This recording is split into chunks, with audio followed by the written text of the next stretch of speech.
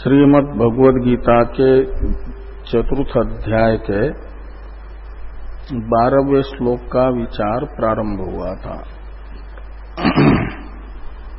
ये कहा गया था 11वें श्लोक में कि भगवान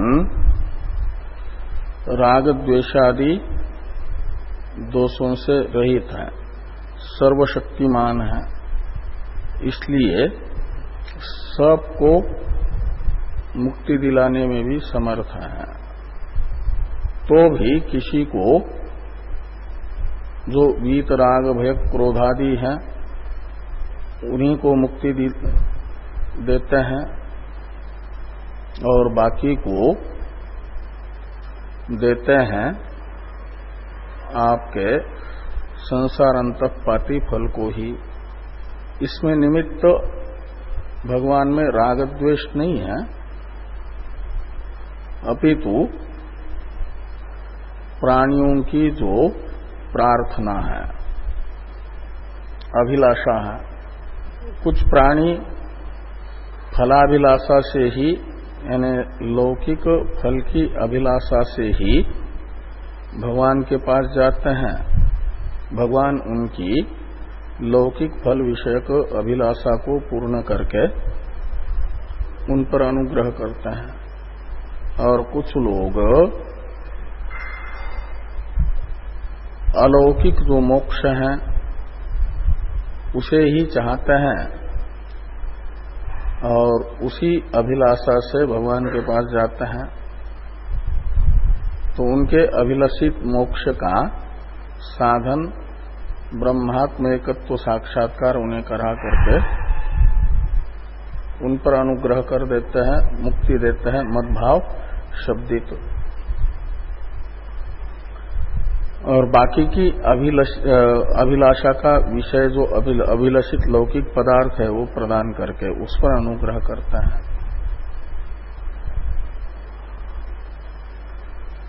तो कहा सभी के सभी निरतिशय सुखात्मक मोक्ष ही क्यों भगवान से नहीं चाहते?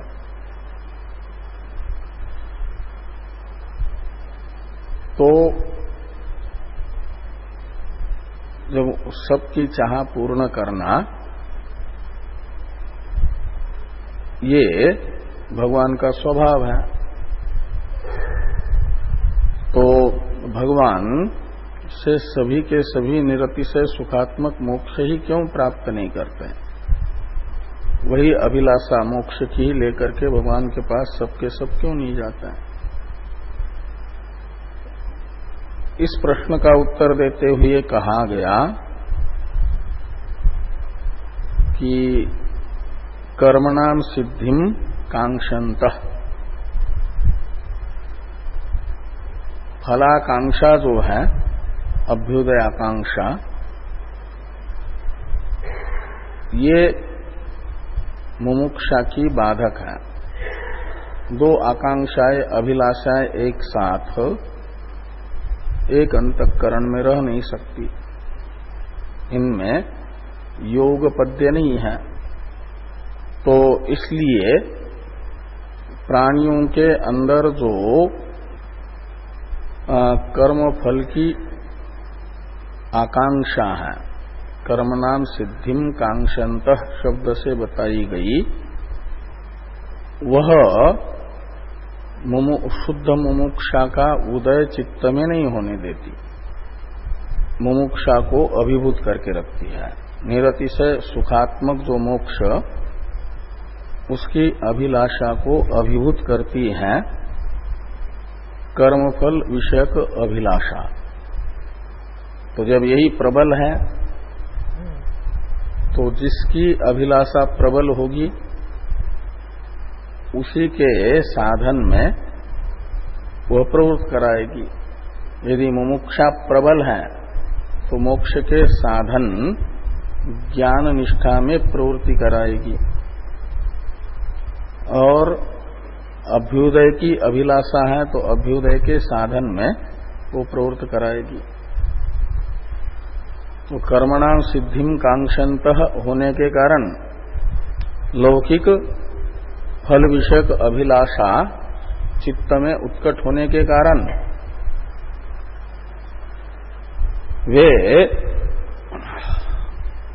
लौकिक अभ्युदय के प्रापक साधन में ही प्रवृत्त होते हैं।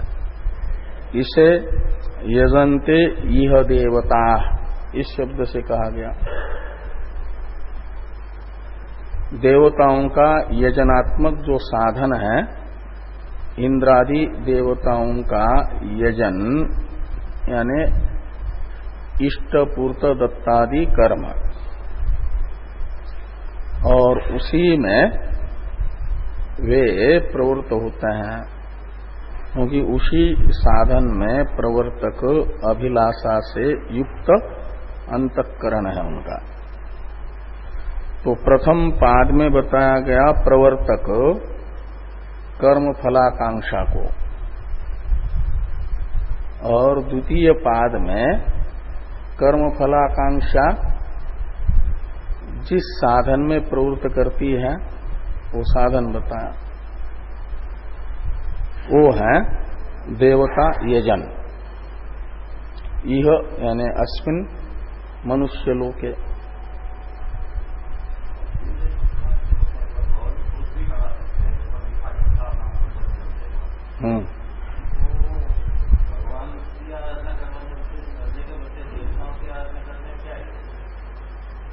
तो इसमें आगे भगवान कहेंगे कि उन रूपों में विद्यमान रह करके मैं अभिलाषा की पूर्ति करता हूं, क्योंकि वेद ने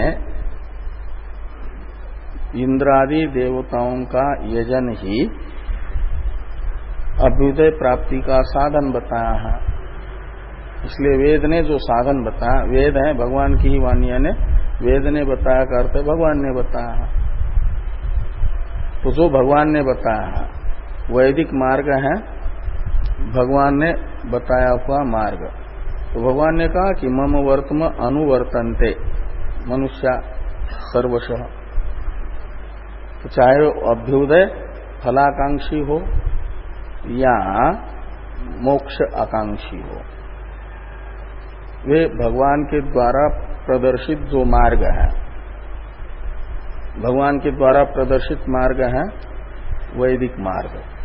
भगवान की वाणी है वेद। यो ब्रह्मांडम विदधाति पूर्वम, इस मंत्र के अनुसार, यो वै वेदांश प्रहीणोति तस्मै। तो वेद का उपदेश भगवान प्रथम ब्रह्मा जी को करते, और उसमें भगवान ने अभ्युदय की प्राप्ति का साधन इंद्रादि देवताओं का यजन बताया। यही भगवान का वर्तम है, भगवान के द्वारा प्रदर्शित मार्ग है, उसका वो अनुसरण कर रहे हैं।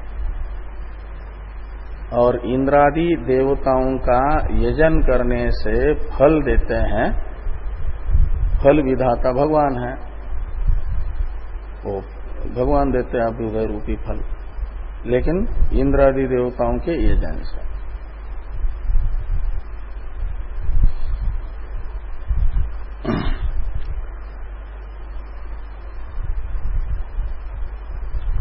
और मानुषे लोके कर्मजा सिद्धिर क्षिप्रम भवति, इससे कहा जा रहा है कि मनुष्य योनि में मनुष्य अधिकारिक जो वर्णाश्रम विहित कर्म है उसका फल शीघ्र प्राप्त होता है, क्योंकि कोई भी साधन जिस अधिकारी को बताया वो अधिकारी करता है तो उसका फल तत्काल मिलता है। तो कर्म वर्णाश्रम विहित कर्मों के अधिकारी है मनुष्य, इसलिए मनुष्य योनि में कर्म यानी वर्णाश्रम विहित कर्मों का जो फल है, जिसे कर्मज सिद्धि कहा जा रहा है, क्षिप्र यानी शीघ्र हो जाती है। इसका भाष्य है, थोड़ा भाष्य को देखिए। कांक्षंत शब्द का अर्थ है अभीप्संत, कर्मणाम सिद्धिम यानी फल निष्पत्तिम प्रार्थयंत, कर्मणाम सिद्धिम कांक्षंत, इसका अर्थ कर दिया कर्मणाम फल निष्पत्तिम प्रार्थयंत, यानी कर्म फल की प्राप्ति चाहते हुए। प्रार्थयंत का अर्थ है चाहना, अभिलाषा करना। तो ये जो कर्म फल की अभिलाषा है वो कर्म के फल के साधनभूत कर्म में इंद्रादि देवताओं के यजन रूप कर्म में प्रवृत्त करती है। इसलिए कहते यजन्ते इह यानी अस्मिन लोके देवता इंद्राद्या, इंद्रादि देवताओं का इस लोक में वे यजन करते हैं।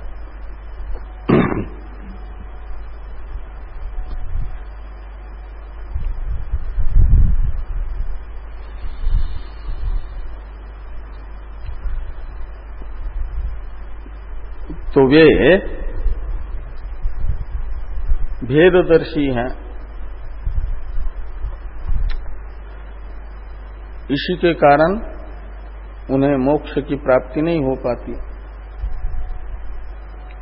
इसे बताने वाली जो श्रुति है, इस श्रुति को कह रहे हैं अविद्या सूत्रात्मक जो श्रुति है कि अथ यो अन्याम देवताम उपास्ते अन्यो असो अन्यो अहम अस्मि इति न स वेद यथा पशु एवं स देवानाम इति श्रुते। तो जो अपने से भिन्न देवता की उपासना करते हैं,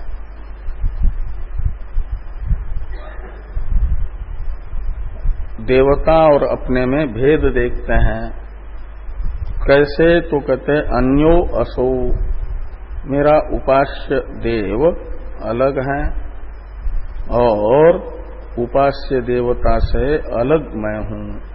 अन्यो अहम अस्मि, ऐसा उपास्य उपासक में एकत्व नहीं अपितु भेद दर्शन जो करते हैं। श्रुति भगवती कह रही है कि ऐसा भेद दर्शन करने वाला अज्ञानी है। न स वेद, वह अपने उपास्य देवता के यथार्थ स्वरूप को नहीं जानता। उपास्य देवता का तो यथार्थ स्वरूप है सदैव सौम्य इदमग्रासित एकमेवा द्वितीयम, और आत्मा इत्येव उपासित, वो सर्वात्मा है। तो सर्वात्मा होने से उपासक की भी आत्मा है। आत्मा कहते हैं स्वरूप को। तो उपासक की आत्मा यानी स्वरूप होने से उपासक से वो अनन्य है, सबकी प्रत्येगात्मा है, सबसे अनन्य है, सर्वात्मा है। तो उपासक से भी वह अनन्य है। उसमें सजातीय विजातीय स्वगत भेद नहीं है। लेकिन यहां पर उपासक भेद देख रहा है, तो परिच्छिन्न स्वरूप देख रहा है न देवता का। तो ये देवता का परिच्छिन्न स्वरूप दर्शी जो है वह न वेद, यथार्थ स्वरूप को नहीं जानता, अज्ञानी है, भ्रांत है, भेददर्शी। और भ्रांति का फल नहीं है मोक्ष। ये भ्रांति तो एक प्रकार से अध्यास है। इसको तो कहा गया है समस्त दुख का कारण द्वितीयाद्वय भयम भवति, भेद दर्शन से तो भय हो रहा है। तो भय का हेतु भेद दर्शन करने वाला वो मुक्त नहीं हो सकता। इसलिए भगवान मदभाव शब्दित मोक्ष उसे नहीं दे पाता है। तो न सवेदा, तो कैसा वो अज्ञानी है? तो कहते हैं यथा पशु। तो जैसे पशु होता है, अपने मालिक को अपने से भिन्न देखता है कि मेरा मालिक आएगा, मुझे भूख लगी है तो कुछ चारा खिलाएगा, पानी पिलाएगा। ऐसा पशु का निश्चय होता है अपने मालिक के विषय में कि मुझे मेरे जीवन के लिए आवश्यक जो चारा पानी है वो खिलाने वाला है। वो मैं नहीं हूं, मेरे से अलग मेरा स्वामी है, मेरे आवश्यक वस्तुओं का मुझे लाभ कराता रहता है। ऐसे ही कहते एवं सदेवानाम, तो ये मनुष्य भी इंद्रादि देवताओं को अपने आवश्यक लौकिक सामग्री का प्रापक समझ रहा है और उनका यजन करता है। तो पशु जैसे अपने मालिक की सेवा करता है, कृषादि कर्म, ऐसे ही ये भी इंद्रादि देवताओं के पशु के तरह पशु हैं। तो पशु का मालिक भी पशुओं को का जीवन चलाने के लिए आवश्यक चारा पानी देता रहता है। बीमार होते हैं तो औषधि पानी भी वो करता है। ऐसे ही इनको आवश्यक पूर्ति कर लेते हैं देवता। वो देवताओं के पशु के तरह पशु है, यानी भोग्य है।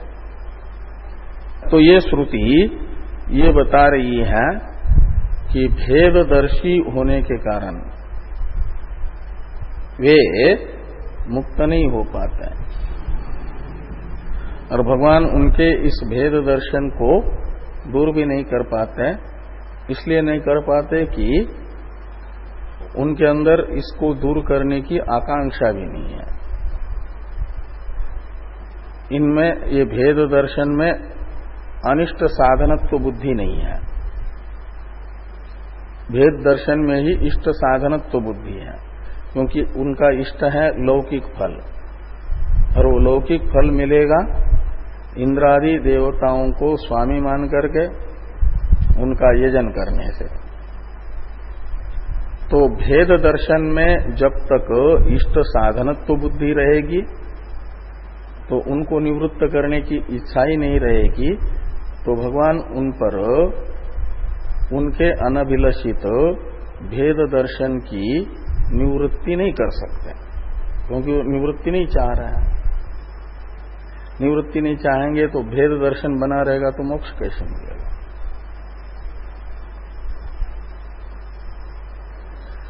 तो तेषाम ही भिन्न देवतायाजीनाम फलाकांक्षीनाम क्षिप्रम यानी शीघ्रम ही यानी यस्मात् मानुष्य लोके मनुष्य लोके शास्त्राधिकार। तो कहते हैं जिस कारण से मनुष्य लोक में ही शास्त्राधिकार है, मनुष्याधिकारत्वात्, इस सूत्र में भगवान वेद व्यास जी वेद में मनुष्यों का अधिकार बता रहे हैं। शास्त्राधिकार मनुष्याधिकारत्वात् शास्त्रस्य, और शास्त्र यानी शास्त्र विहित जो साधन है वर्णाश्रम विहित कर्म, उसमें मनुष्यों का अधिकार होने से इस वर्णाश्रम विहित कर्मात्मक मनुष्य अधिकारिक साधन का फल मनुष्य शरीर से जब ये किए जाते हैं तो शीघ्र प्राप्त होता है। तो तेषाम ही भिन्न देवता याजीनाम फलाकांक्षिनाम, तो फलाकांक्षा से प्रेरित होकर के इंद्रादि अपने से भिन्न देवताओं का यजन करने वाले जो हैं उन्हें फल सिद्धि कर्मजा सिद्धिर क्षिप्रम भवति, ऐसा अन्वय करना।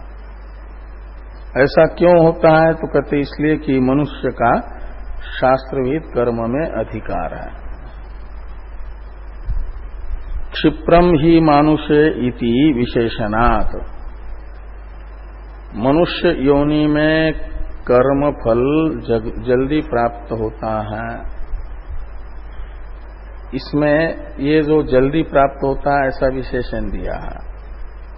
इससे ज्ञापन हो रहा है कि शास्त्र के द्वारा प्रदर्शित कर्म अन्य लोग भी करते हैं, अन्य प्राणी भी, योनि भी, देवता भी, तो उन्हें भी फल प्राप्त होता है,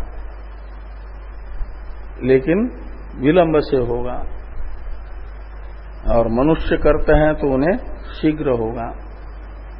तो जैसे वहां पर वीर्यवत्तरम में तरप प्रत्यय का प्रयोग करके ये कहा जाता है कि उपासना समुचित कर्म का फल विशेष होता है, तरप प्रत्यय बता रहा है। और उपासना रहित केवल कर्म वो वीर्यवत होता है, उसका भी फल होता है, लेकिन वीर्यवत्तर नहीं होगा। और उपासना सहित करेंगे तो वीर्यवत्तर होगा। ऐसे ही मनुष्य यदि वर्णाश्रम विहित कर्म करते हैं तो अग्निहोत्रादि उसका फल शीघ्र होता है। और जो मनुष्येतर योनि है वह यदि कर्म करती है तो उसका फल भी होगा, लेकिन विलंब से होगा।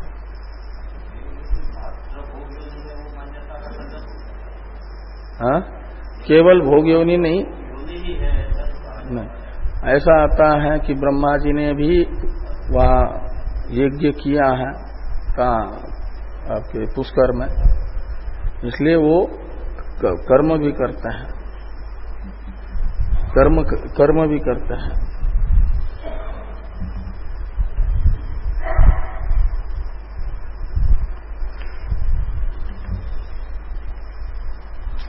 तो क्षिप्रम ही मानुष्य लोके इति विशेषणात् अन्येषु अपि, अन्येषु यानी अन्येषु यौनिषु, अन्येषु प्राणिषु, तो अन्य प्राणियों में भी कर्मफल सिद्धिम दर्शयति भगवान, अन्य का भी कर्म में अधिकार बता रहा है। मानुषे लोके वर्णाश्रमादि कर्माधिकार इति विशेष, तो फिर दोनों में अंतर क्या हुआ? मनुष्य भी कर्माधिकारी हैं, शास्त्रविद साधन का अधिकारी हैं, अन्य योनि भी शास्त्राधिकारी हैं। तो दोनों में विशेषता, तो कहते हैं विशेषता इतनी है कि शास्त्र ने बताए हुए अनेक कर्मों में से जो वर्णाश्रम विहित कर्म है वो मनुष्य अधिकारिक हैं। इसलिए वो मनुष्य अधिकारिक होने से मनुष्य करते हैं, तो उन्हीं का अधिकार होने के कारण उसका फल शीघ्र प्राप्त करते हैं। ये कह रहे हैं आगे कि मानुष्य लोके वर्णाश्रमादि कर्माधिकार इति विशेष, ये अन्य प्राणियों की अपेक्षा विशेष यानी भेद है। तेषाम वर्णाश्रमादि अधिकारी कर्मणाम फल सिद्धि, कर्मजा सिद्धि, इसका अर्थ है सिद्धि शब्द का अर्थ कर रहे हैं फल की प्राप्ति, फल सिद्धि। वो किनके कौन से कर्म की फल सिद्धि? तो वर्णाश्रमादि अधिकारिक कर्म नाम। क्षिप्रम भवती, कर्मजा कर्मणो जाता। इसलिए क्यों सबके सब श्रेय को नहीं अपनाते, ये जो प्रश्न था, इस प्रश्न का उत्तर दिया गया। सभी मनुष्यों को मुमुक्षा नहीं होती है। वो जो अभ्युदय अभिलाषा है वो बाधक हो जाती है श्रेय मार्ग के अपनाने में।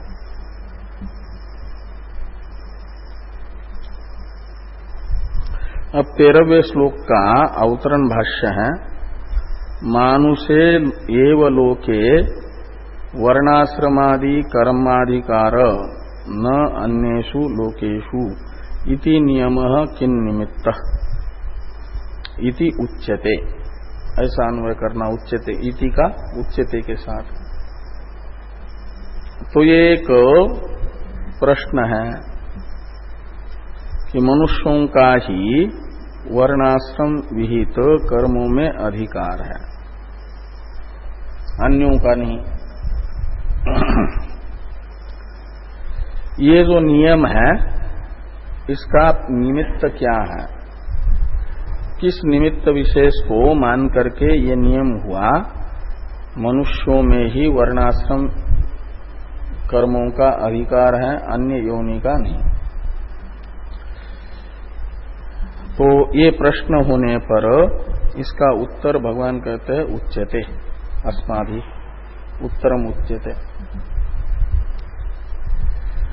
एक प्रकार से एक अवतरण हुआ। इस प्रश्न का उत्तर देने के लिए 13वां श्लोक आ रहा है। अथवा प्रकारांतर से 13वें श्लोक का अवतरण लिखते हैं कि अथवा वर्णाश्रमादि प्रविभागोपेता मनुष्या मम वर्त्म अनुवर्तन्ते सर्वश इति उक्तम।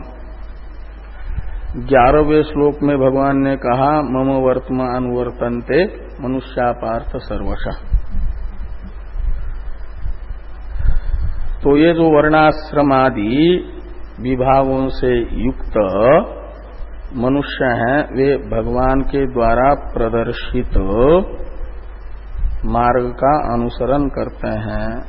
ये जो कहा गया वो कहते हैं कस्मात् पुनः कारणात् नियमेन तव एव वर्त्म अनुवर्तन्ते न अन्यस्य।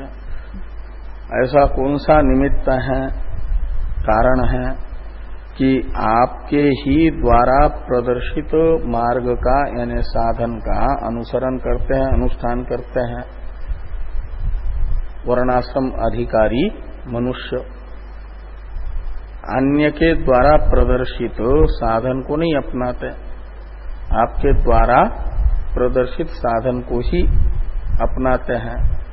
इसमें क्या निमित्त है, क्या कारण है, ये प्रश्न हुआ। भाष्कर भगवान कहते इति उच्यते, यानी इस प्रकार का प्रश्न होने पर उसका उत्तर भगवान के द्वारा बताया जा रहा है। तो चातुर्वर्ण्यम मया सृष्टम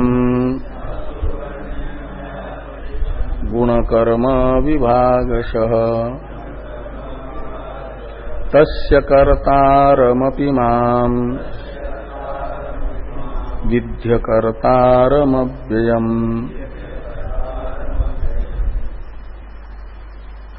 मया गुणकर्म विभागशः चातुर्वर्ण्यम सृष्टम। कौन सा कारण है कि भगवान के द्वारा प्रदर्शित वर्त्म का ही अनुसरण वर्णाश्रम अधिकारी मनुष्य करते हैं, अन्य के वर्त्म का अनुसरण नहीं करते। ये जो प्रश्न है इसका उत्तर दे रहे हो कारण बता करके। तो मया ये शब्द है, भगवान इस मया शब्द का प्रयोग करते समय अपनी अहंता को वसुदेव देवकी के पुत्र के रूप में अर्जुन के सामने जो उपस्थित शरीर है उसके लिए नहीं कर रहा है। वो मया शब्द का अर्थ होगा ऐसा नहीं मान रहा, लेकिन मया यानी भगवता, जो सृष्टि का सर्जक स्वरूप है भगवान का, साध्य साधनात्मिका जो सृष्टि है, साध्य है ये संसार, साधन है कर्म, तो साधन रूपी कर्म और उसका फल साध्य रूपी संसार बनाने वाले, साध्य साधनात्मक संसार को बनाने वाला जो स्वरूप है, उस स्वरूप में अपनी अहंता को स्थापित करके मया शब्द का प्रयोग कर रहे हैं। तो मया संसार कर्ता, ये जो साध्य साधनात्मक संसार है उसके कर्ता मेरे स्वरूप के द्वारा, यानी वो मैं हूं, उस मेरे द्वारा। चातुर्वर्ण्यम सृष्टम, तो ये जो चारों वर्ण हैं, चारों वर्ण और चारों वर्णों के द्वारा निर्वर्त्य जो साधन है, वो साधन, और चातुर्वर्ण शब्द से लेना फिर उस साधन का फल भी। चतुर्वर्ण शब्द से क्षय प्रत्यय हुआ तो चातुर्वर्ण बन जाता है। वर्णानाम कर्म, इस अर्थ में क्षय प्रत्यय करते हैं तो चातुर्वर्ण्यम शब्द का अर्थ निकलेगा चारों वर्णों के द्वारा अनुष्ठेय साधन। वो है चारों वर्णों का जो अपना अपना श्रम दमादि साधन बताया है, 18वें अध्याय में बताएंगे विस्तार से, वेद ने पहले ही बताया है। तो वो जो है वो है चातुर्वर्ण्यम। चतुर्वर्ण शब्द पहले बनेगा, चत्वारश्चते वर्णाश्च इति चतुर्वर्णा, और चतुर्वर्णानाम कर्म चातुर्वर्ण्यम क्षय होगा। और चातुर्वर्ण्यम शब्द का ही अर्थ निकलेगा फिर उनसे प्राप्य भी, उनसे प्राप्य है जो संसार देवादि, उनका भी सर्जन, यानी चारों वर्णों का, चारों वर्णों के कर्तव्य का, और चारों वर्णों के कर्तव्य के द्वारा जो प्राप्त होता है उन्हें सर्वयते पुण्य लोका भवंती, श्रुति के द्वारा जो बताए गए पुण्य लोक है वो है देवादि शरीर, उनकी भी सृष्टि भगवान ने ही की है। तो चातुर्वर्ण्यम शब्द से इन सब को लेना।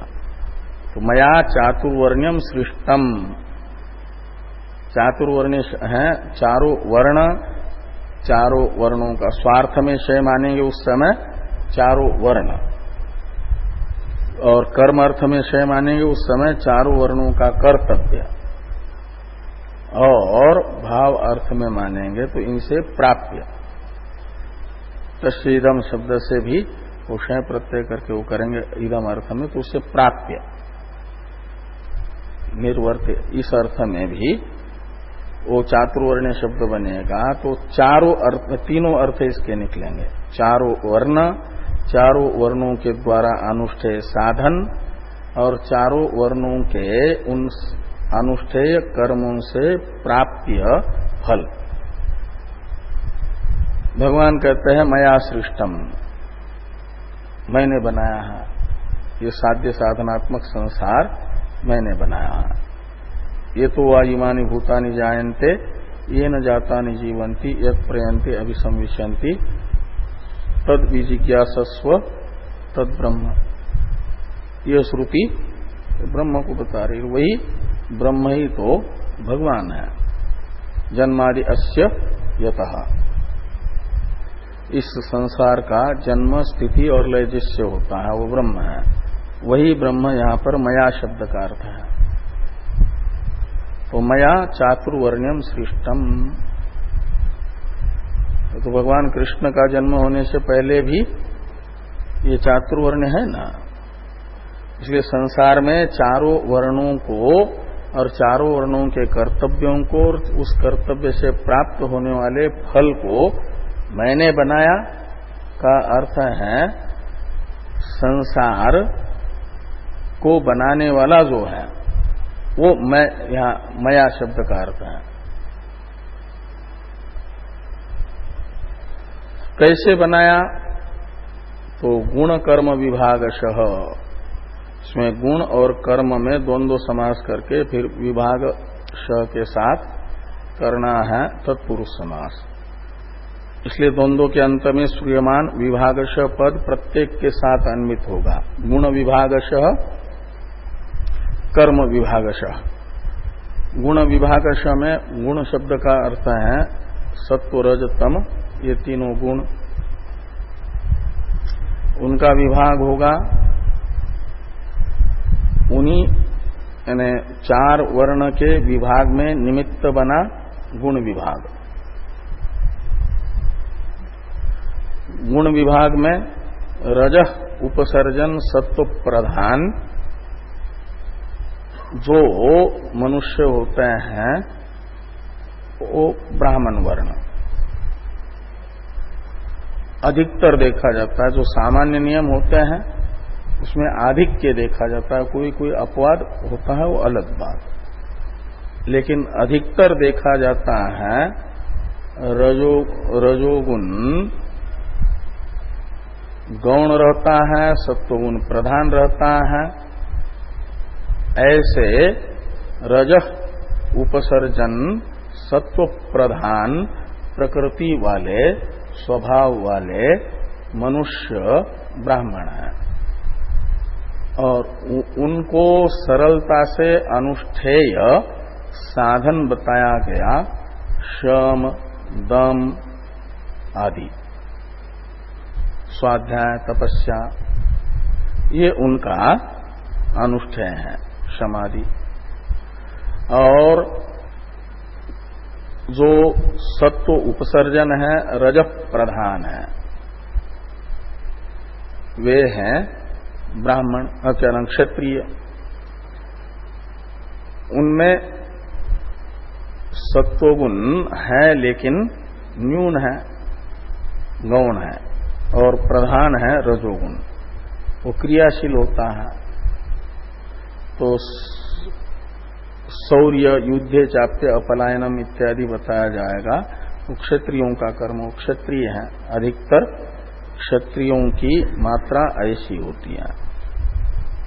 और अधिकतर वैश्यों में देखा जाता है तमः उपसर्जन रजोगुण, उनके लिए कृषि गौरक्ष वाणिज्य आदि कर्म है।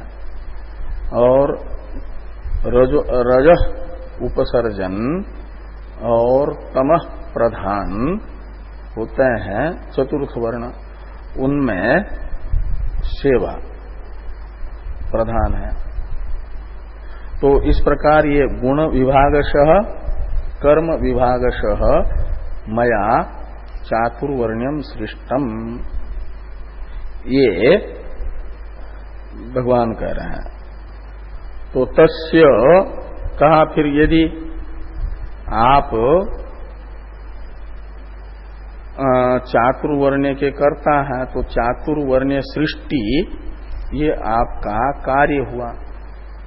चारों वर्ण, चारों वर्णों के कर्तव्य और चारों वर्णों के कर्तव्यों के फल का सर्जन, ये आपका कर्म हुआ।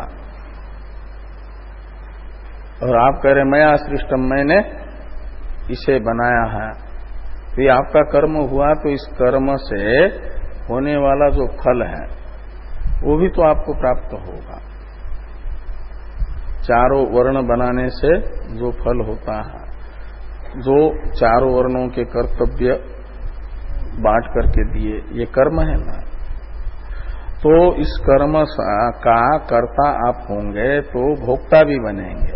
तो हम में भी कर्तृत्व भोक्तृत्व है, आप में भी कर्तृत्व भोक्तृत्व है, तो आप भी हमारे जैसे संसारी जीव ही है, ईश्वर नहीं। इस प्रकार की जो आशंका है, इस आशंका का समाधान करने के लिए भगवान जो अजोपि सन अव्ययात्मा, अव्ययात्मा जो बताया था, अव्ययात्मा का अर्थ है जिन्हें अपने निर्विकार स्वरूप का नित्य स्फुरन है, कभी भी विस्मरण नहीं होता, नित्य अभिव्यक्त है, निर्विकार चिद्रूप व परमार्थ स्वरूप जिनके बुद्धि में, वो है अव्ययात्मा। अपने उस अव्ययात्मा की स्मृति करा रहे हैं कि तस्य कर्तारम अपि माम अव्ययम अकर्तारम विद्धि। तो तस्य चातुर्वर्ण्यस्य, चारों वर्णों के अनुष्ठेय कर्म और उनका फल रूप जो संसार है, इस संसार का यद्यपि मैं अपने औपाधिक स्वरूप से करता हूं, लेकिन वो जो औपाधिक स्वरूप है, उस औपाधिक स्वरूप में जैसे अविवेकी का वास्तविक अभिमान होता है कि यही मैं हूं करके, और उस उपाधि को मैं मान करके कर्म कर लेता है, तो बंधन में आता है। लेकिन मैं कभी उस सारे संसार को बनाने वाले स्वरूप को मैं नहीं मानता हूं। मैं तो वस्तुतः अपना जो अहम अभिमान है, उसका आलंबन अपने अव्यय स्वरूप को ही बनाए रखता हूं हमेशा, इसलिए अव्यय हूं मैं। तो तस्य कर्तारम अपि माम अकर्तारम विद्धि। वस्तुतः माइक मेरा रूप संसार का कर्ता होने पर भी वस्तुतः मुझे तुम अकर्ता ही समझो पारमार्थिक स्वरूप से, क्योंकि मैं परमार्थतः अव्यय हूं, निर्विकार हूं। उसमें जगत सर्जन रूप विकार भी नहीं है, और ये मेरा जो स्वरूप है अव्यय स्वरूप, उसे मैं कभी भूलता नहीं हूं। जगत सर्जन काल में भी मेरी अहंता अपने अव्यय स्वरूप में ही रहती है, इसलिए मैं अकर्ता ही हूं।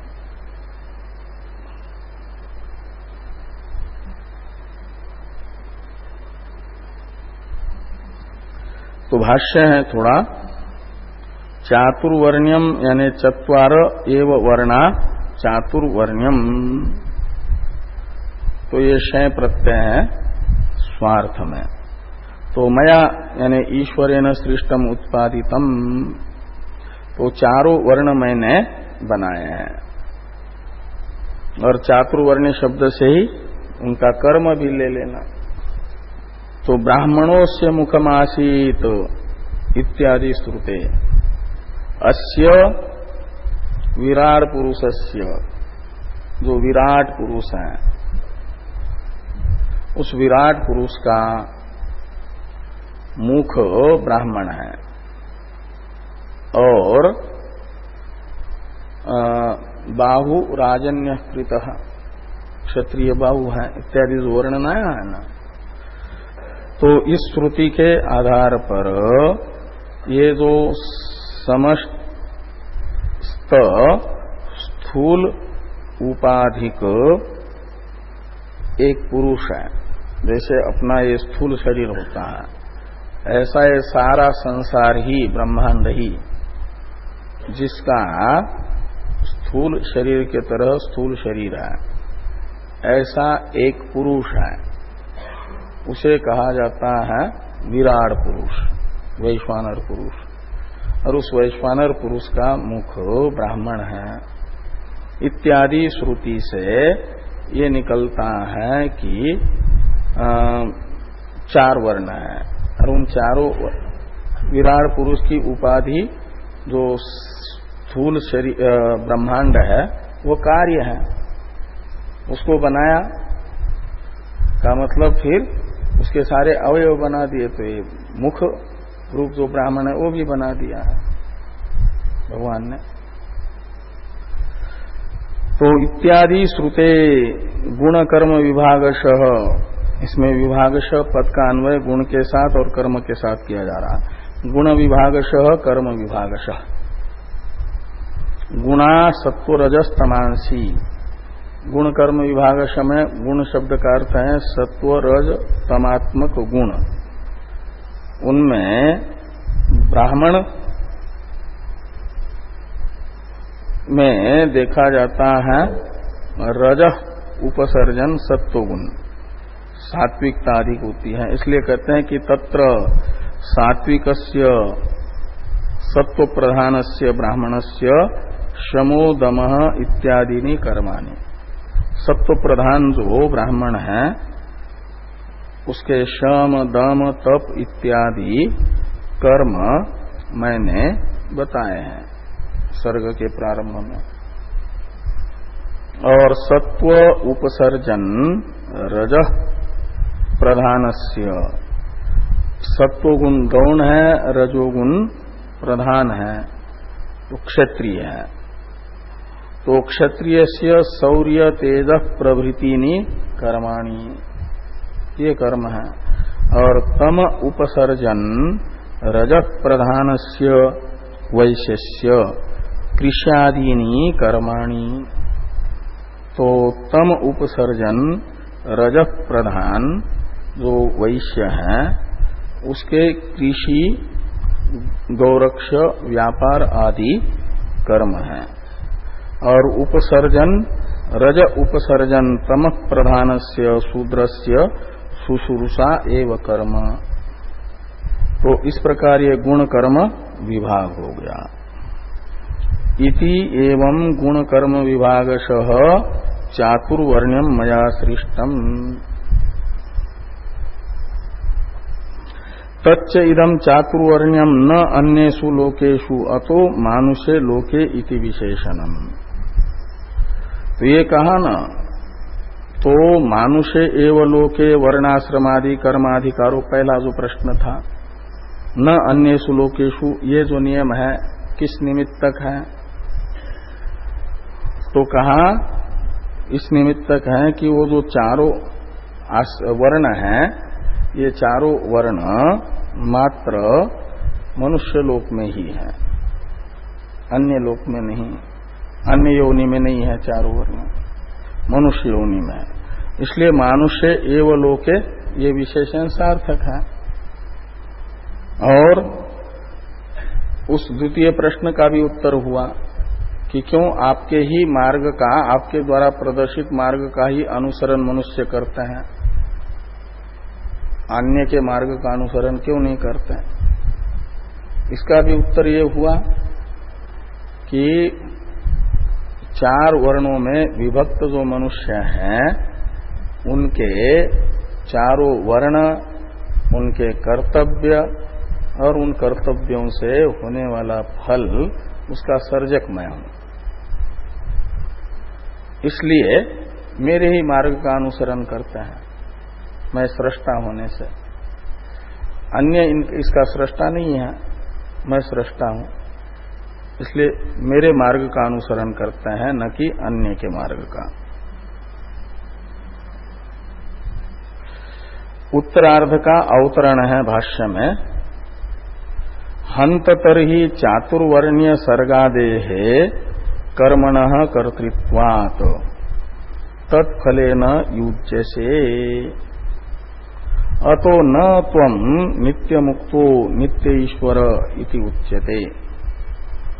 कहते हैं यदि चातुर्वर्ण्य सृष्टि आपका कर्म है और उनका कर्तव्य वो भी आपका कर्म है, आदि शब्द से ग्राह्य, चातुर्वर्ण्य सर्गादे, इसमें चारों वर्णों का सर्ग उत्पत्ति और आदि शब्द से उनके कर्तव्य तथा फल की सृष्टि, ये आपका कर्म है। यदि तब तो उस कर्म के कर्ता होने से तत्फले न युज्य से, तो चातुर्वर्णीय सृष्टि आदि रूप कर्म का जो फल है वो फल भी आपको प्राप्त होगा, तो भोक्ता भी बनोगे।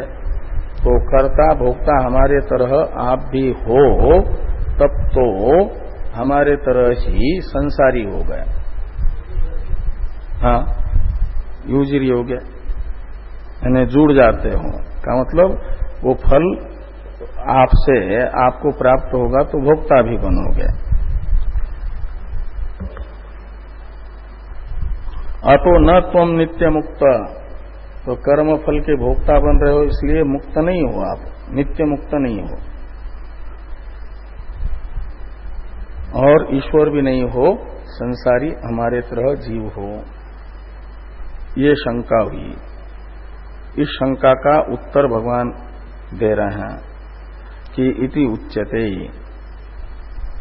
ये तस्य कर्तारमपि माम इत्यादि से।